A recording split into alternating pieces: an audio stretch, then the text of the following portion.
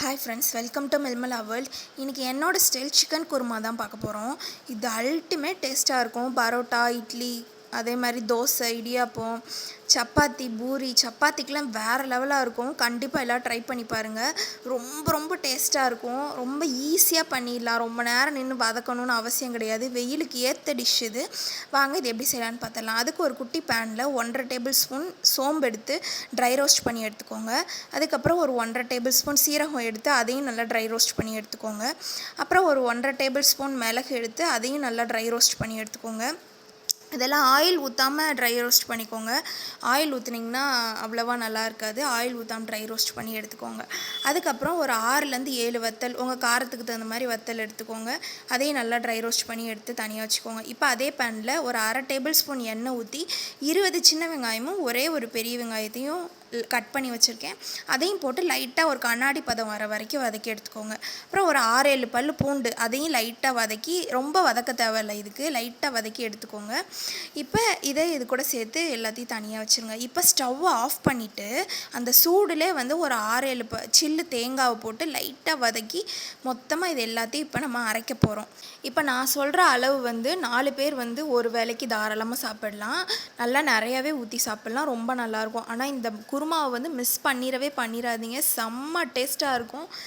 குழந்தைங்களுக்கே அவ்வளோ பிடிக்கும்னா பார்த்துக்கோங்களேன். எங்கள் வீட்டு குட்டீஸ்க்கெலாம் ரொம்ப பிடிக்கும் இந்த குழம்பு.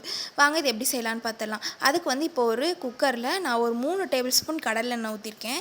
ஊற்றி எண்ணெய் நல்லா சூடானதுக்கப்புறம் ஒரு 1/4 கிலோ சிக்கன், அதாவது போன் வித்து போன்லெஸ் சிக்கன் ரெண்டையுமே கலந்து எடுத்துக்கோங்க. அப்போ தான் இதுக்கு ரொம்ப டேஸ்ட்டாக இருக்கும். போட்டு அதுக்கு தேவையான அளவு உப்பு போட்டு ஒரு 1/4 டேபிள் ஸ்பூன் மஞ்சப்பொடி, அதுக்கப்புறம் ஒரு 1.5 டேபிள் ஸ்பூன் சில்லி பவுடர் போட்டுக்கோங்க. நம்ம ஆல்ரெடி வத்தல் போட்டு மசாலா அரைச்சிருக்கோம். உங்களுக்கு காரத்துக்கு தகுந்த மாதிரி போட்டு நல்லா வதக்கிக்கோங்க. இப்போ நம்ம அரைச்சி வச்சுருந்த பேஸ்ட்டையும் இதுக்குள்ளே போட போகிறோம். நீங்கள் பேஸ்ட்டை நல்லா கொரன்னு அரைச்சா மட்டுமே குழம்பு நல்லா திக்காக வரும். ரொம்ப நல்லாயிருக்கும். பேஸ்ட் அரைக்கிறதும் ஒரு பக்குவம் இருக்குது. நல்லா அரைச்சி இப்போ ஃபுல்லாக நல்லா வதக்கி விட்டுக்கோங்க. இதுக்கு எண்ணெய் பிரிஞ்சு வரணும் அப்படின்ற அந்த டைம் கொடுக்கணும் அப்படின்ற அவசியமே கிடையாது.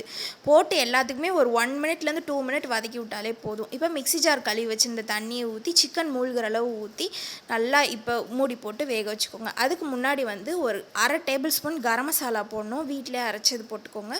போட்டு நல்லா கிளறி விட்டு மூடி வச்சு ஒரு 6லேருந்து 7 விசில் விட்டு எடுத்திங்கன்னா வீடே வாசம் அடிக்கிற அளவுக்கு செம்ம டேஸ்டான ருசியான சிக்கன் குருமா ரெடி ஆயிரும். என்னோடய ஸ்டைலில் கண்டிப்பாக எல்லாம் ட்ரை பண்ணி பாருங்கள். சூடாக தோசைக்கல்ல ஒரு மொறுன்னு ஒரு தோசையை ஊற்றி சுற்றி நெய் ஊற்றி தோசையை பரட்டி விட்டு எடுத்து சாப்பிட்டிங்கன்னா ஆஹா ஆஹா என்ன ருசி அப்படின்னு உங்கள் நாக்கே நடனமாடுங்க.